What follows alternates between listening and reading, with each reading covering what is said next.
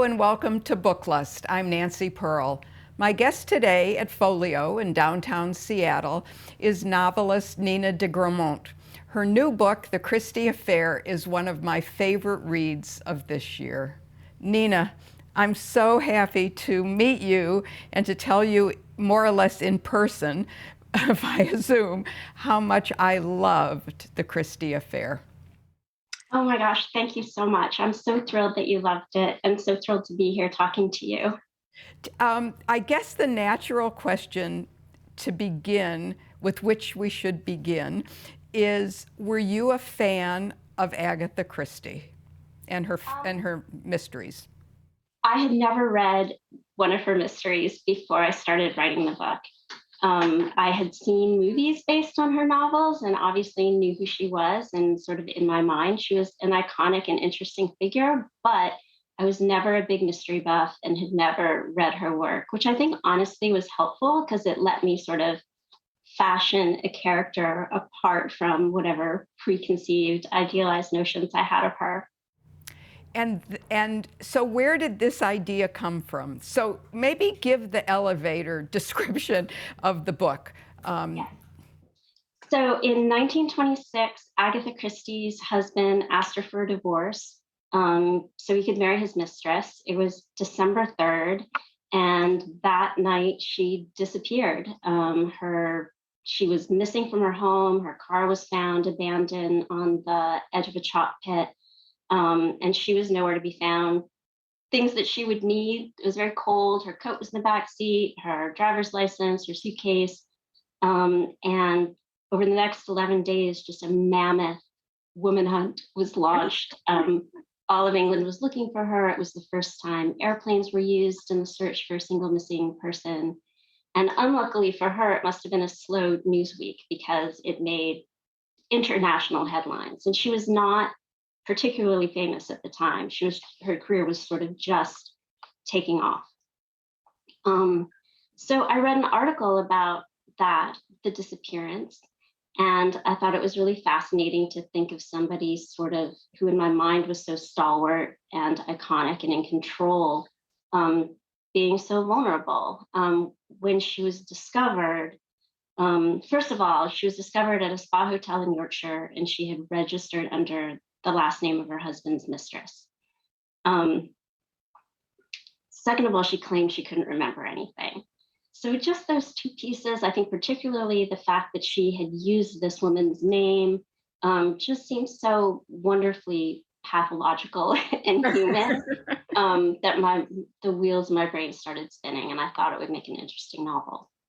Were you at the time searching for a subject for your new novel? Because we should say you've written several young adult novels, the sort of young adult novels that are great for adults to read as well, and then your previous adult novel. But were you thinking about what your next novel, were you particularly open to that? I was, yes. It was in 2015, and my novel, The Last September, either had just come out or was coming out, and I definitely needed a distraction and something to write. And I will say, I started writing this novel. I wrote a draft of it. I had a period where I just felt completely overwhelmed and like I can't do this. I'm American. I'm not fit. I'm not up to the task, and I put it aside and wrote an entirely different book. And then I came back to it. So, and was the entirely different book? Are you going to go back to that entirely different book, or is that? I don't think so. I think that was a superfluous, right? Sort of wrong turn. I mean, I'm fond of it, but nobody else needs to. Right.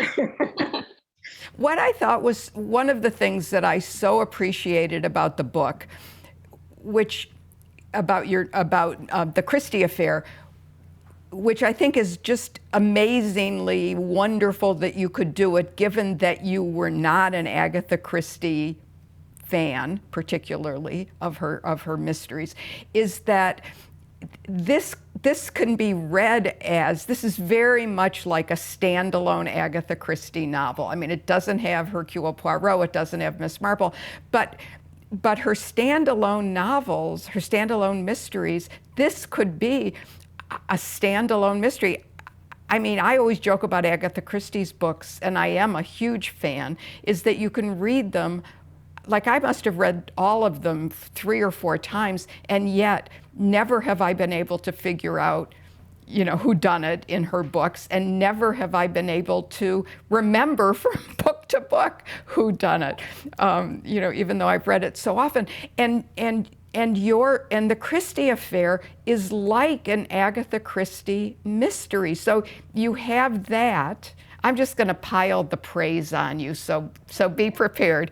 So you have that wonderful mystery, and in addition to that, you have this great character study of this woman whose husband has betrayed her, and she knows that, and she loves him still and is heartbroken. So you have this picture of this woman, whether or not she's really Agatha Christie or not. I guess it doesn't matter, it just makes it more interesting. But then, okay, this is a parentheses again. So there were several books written about Agatha Christie's disappearance, purporting, there's at least one other novel that tells that story, and a couple nonfiction books, I believe, that say they know what happened to her. But you had this brilliant idea to tell it from the mistress's point of view for most of the book, and you just do that. Oh my gosh, Nina, I just loved this novel. I mean, this is kind of, I'm embarrassed because I'm sort of like fangirling, but I think you just did, the writing is wonderful, and just to tell it from that point of view, rather than Agatha's point of view, rather than Archie, her husband's point of view, to tell it from that point of view, and then bring in the policeman, which we won't talk very much about because we don't want to give anything away, to bring in the policeman. I mean, what a triumph. I think, congratulations. I don't say this about a lot of books, but I sure adored this book. Thank you so much, Nancy. And I mean, I think, the way I did it was I wrote a draft and sort of consciously didn't do very much research. I really just wanted it to be, at least the sort of scaffolding, be completely from my imagination. And then the research that I did kind of gave me these gifts. I mean, the time frame gave me these gifts of what was going on historically at that moment and in that country. And then, the most fun part of the research I did was sitting down with a giant stack of Agatha Christie novels, and they just gave me so many ideas in terms of playing with the narrative. And I read standalones, and I read Poirot, and I met so many people. I mean, I was thinking before the interview today that from the beginning, when I started doing interviews for this book, I probably should have just said, yes, I've always been a big Agatha Christie fan. I loved her. And so many people said that to me. And interestingly, like teenagers, I mean, I've had 18-year-olds tell me, oh, I grew up reading her novels and I've read all of them. So maybe I shouldn't have admitted. Oh, no, I think it makes it even more, I mean, it's sort of, to me, it just shows what a good writer you are.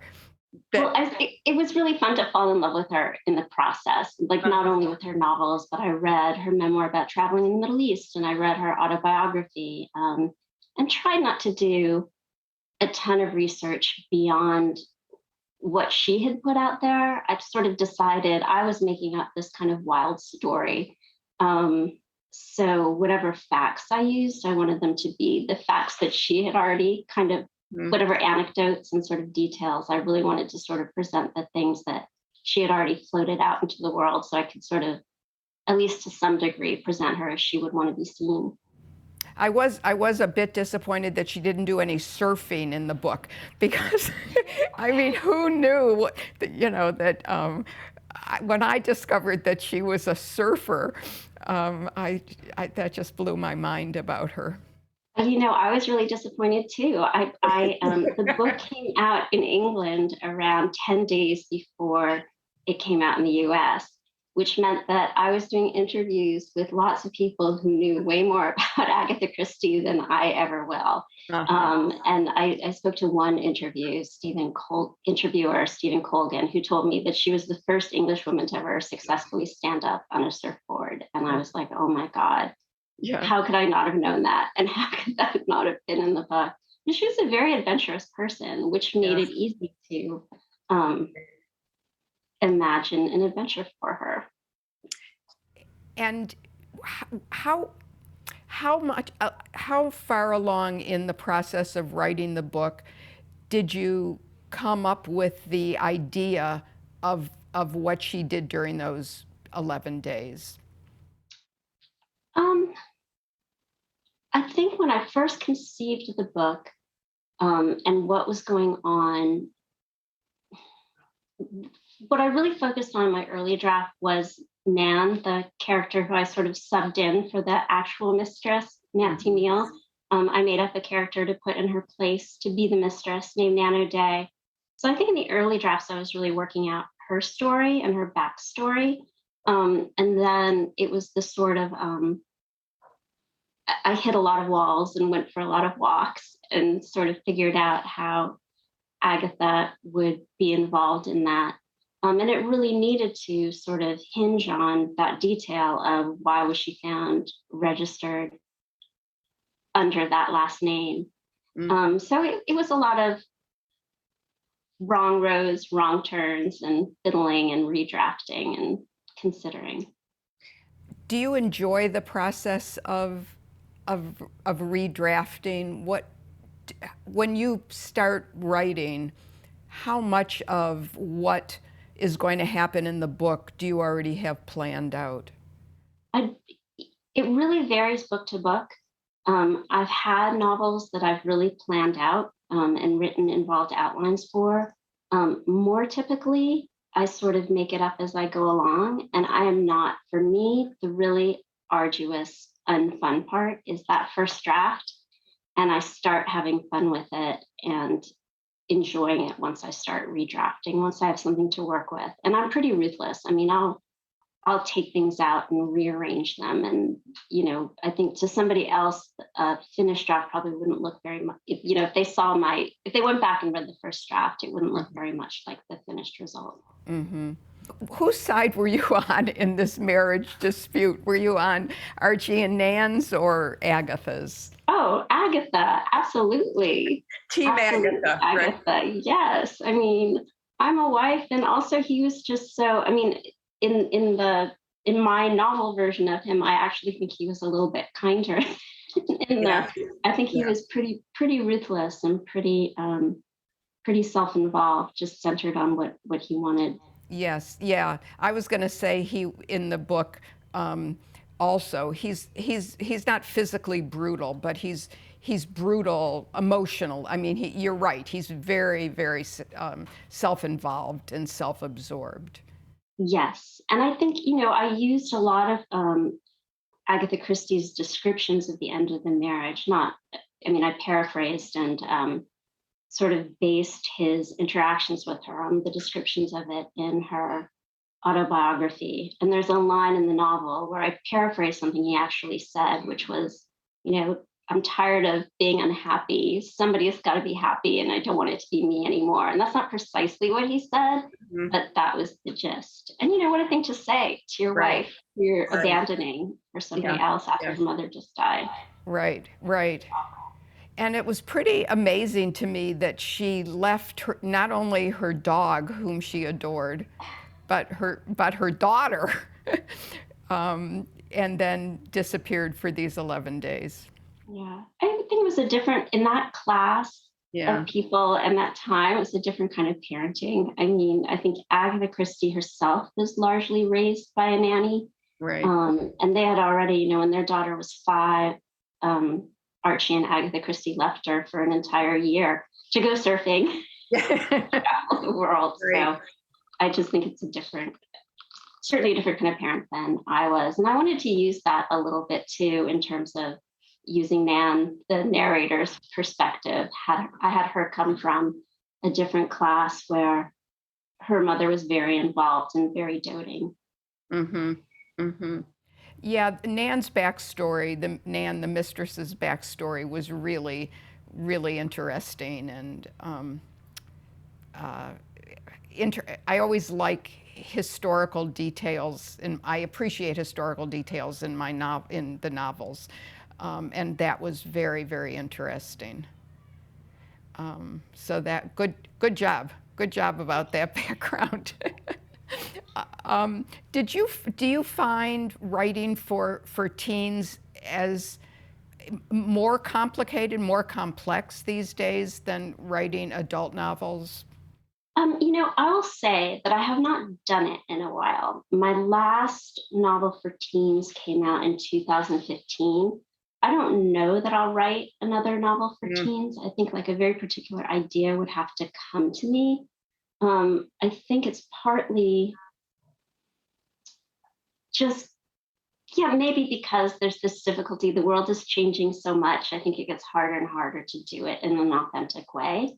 Mhm. Um, I do love writing for teens. I love the audience. I love the way they're very unself-conscious about just like reaching out to you directly. Um, the first novel that I wrote about teenagers was actually for adults, and that I wrote that book it came out in 2008. My daughter was just a little kid, and the novel opens with these two teenage girls doing lines of cocaine on top of a toaster oven. And by the time my daughter was older and going into the teenage years herself, my editor complained because I was writing these kids who like wouldn't even drink soda. So maybe it was just that like I was too terrified of my daughter ever, you know, getting into danger. I Right, couldn't right. write it anymore. So I don't know. Maybe when she's older and I'm older, I'll be able to go back to writing for teens. But 2015 is a different world. I mean, so much has gone on, and I kind of think that teenagers today, the world that they're inheriting, it's not going to be pleasant. It's going to be no, really difficult. it's complex and dark. Right. And I will say too that so when I first started teaching in an MFA program, I think that YA as a genre wasn't considered something that people study and learn about and focus on in their MFAs, but that's really changed. And I Hmm. see so many really talented young writers who are sort of much closer to that age, and the kids who are teens now who can do a much better job than I could, I think, writing at least about contemporary teens. Hmm. Hmm. I know in my, oh, sorry, go ahead. I was just going to plug I have a student named EJ Schwartz who just came out with a brilliant book called Before We Were Blue about teens in an eating disorder clinic. And it's just so clever and beautiful and rich, Yeah, enough to make me hang up my YA hat forever. yeah. And what do you read when you're working on a book? Is your reading different than when you're in between books?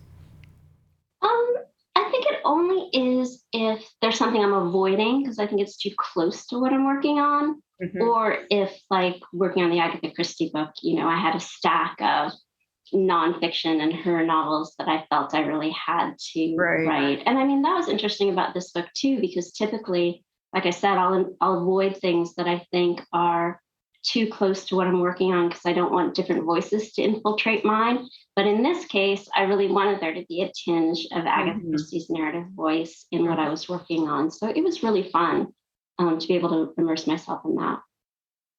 When going back to the Christie Affair, at, in those early drafts, did you always know that Nan was going to tell the story, or did you go back? You always knew. I knew the very first thing that I thought of was that Nan was going to tell the story. I didn't always know who she was going to be. In the Hmm. first draft, I was using the name of the actual mistress, Nancy Neal, and I was trying to find out what I could about the real woman. Hmm. And then as I started realizing what I wanted the story to be, I realized it made more sense to make somebody out of whole cloth. Right. Right. Yeah, because I think that have been I mean, to me, that was a major decision on your part to have it told from her point of view rather than, I mean, the obvious person would be from Agatha's point of view and a kind of first person Agatha. But to have it told slantwise, I think, as Emily Dickinson might, I think she might have said something slantwise, I think, or whatever. I think that was a major, a really, really smart idea on your part to do that. Yeah. It opened it up a lot and gave me room to sort of, I mean, one of the worries about doing something like this is all the other people who are doing it in different ways. So I really wanted a way in that couldn't be replicated or duplicated.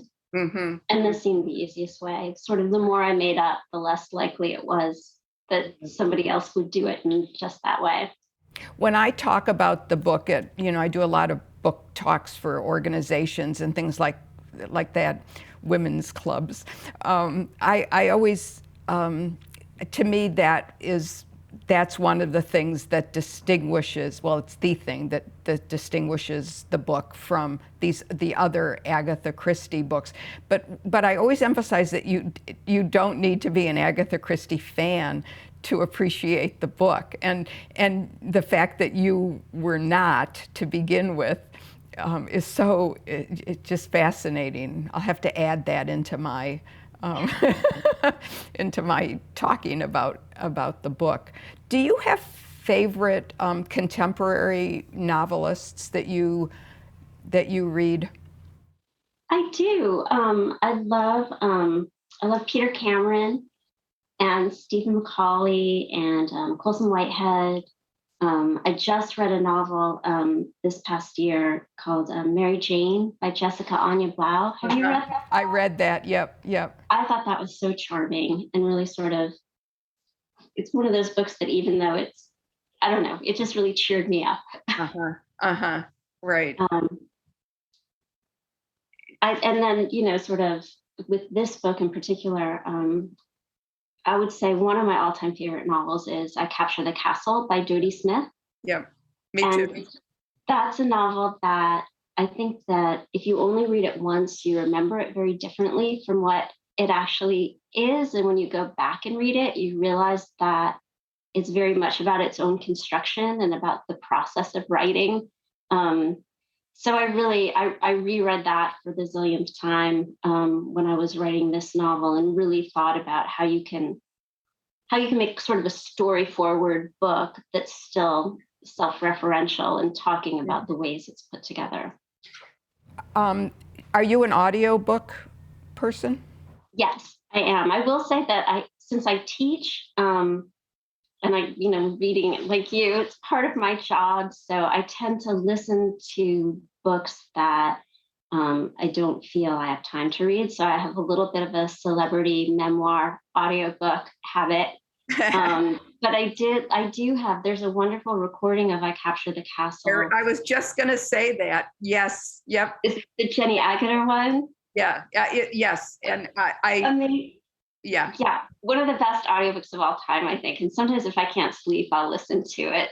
Yeah, I'm a huge audiobook person. I mean, I came to it very late, much later than everybody else seemed to. But boy, almost I prefer now listening to a book with the right reader rather than reading it myself. And I walk as well, do long walks and listen to audiobooks. So we don't have a lot of time, but I did want to ask you, on your walk, you talked about that you walked and you thought about the book. What I found when I was writing my novel, George and Lizzie, is that I would be walking and I would be listening, and still a problem that I had encountered, a writing problem in the book, by the time I got home, it had somehow unknotted itself, even though I wasn't consciously thinking about it. Yeah, it's really remarkable how that happens. And I will say, if I'm really in the thick of a first draft, I will try to not have anything in my ears when I'm walking. Mm-hmm. But it is incredible how even when you do have something, your subconscious interacts with the draft even when it's not right in front of you.